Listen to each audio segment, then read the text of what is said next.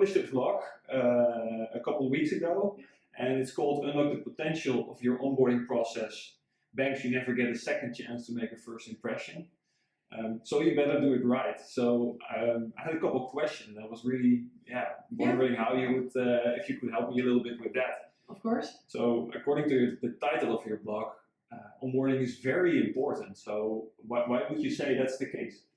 Well, that's also what the title is suggesting. Huh? It's the first interaction that you have with your potential client. Yep. And sometimes we tend to forget that onboarding is a means to an end. And the end is to have new clients and to service your clients with the products that you are offering.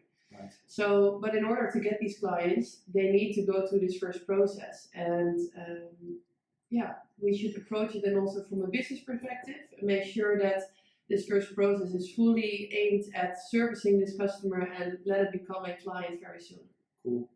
Yeah. So in your blog, you started with explaining this, and then you actually present a benchmark that you created. So what was the reason for creating a benchmark?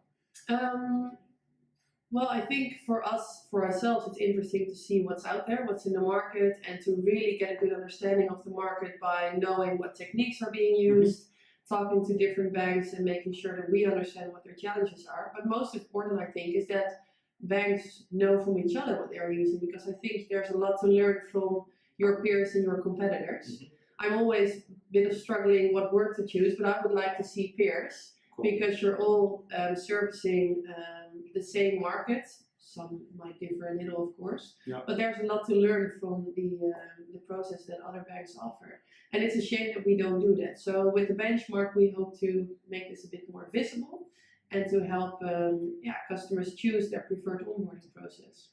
Sounds good. I think it's very important indeed that customers have some feeling about which opportunity is right for them, so they can really pick something pick a process they can trust, so to say. Yeah, because I think there are a lot of characteristics or considerations that you have to take in mind when you're choosing your onboarding process. Right. And it's just a starter, just to have a feeling of what's out there in the market and what's available, and what gives you a feeling of, oh wow, that's something that I want to have as well, or oh, I don't want to have it because that really looks awful. And that just provides a head start in combining your regulatory requirements, what you as an organization want, and what you want to show your customer.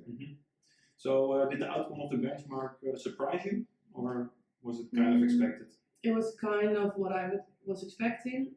You see that the newer, smaller banks are more in the right top corner, which is the corner you want to be, of course. There you have seamless processes that don't take so long. And the more established players are a bit on the left side of the quadrant. But we also know that these banks are working really hard to improve their processes. So I would expect that if we do this again in a couple of months, then it would look different. I can imagine. Yeah. So how could we help those organizations to improve their processes? You say they're working on it already to improve it right now, but what can we do to make them even better? Well, I hope that we help them with publishing these kinds of content, showing them what's out there, but also to engage with them in conversations and to really figure out what do you want the process to look like. And I think we as Innopay has the unique experience and capabilities to combine what's needed from a regulatory perspective, to know what's out there, what technologies you can use, and that even enhance also your risk appetite, for example.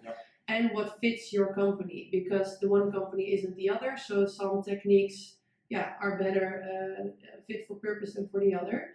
Combining all these and making sure that ends up in a process that is seamless for your customer, because the customer was the goal of this process, of acquiring this customer, but then a process that fits your risk appetite, because that's of course really important for banks.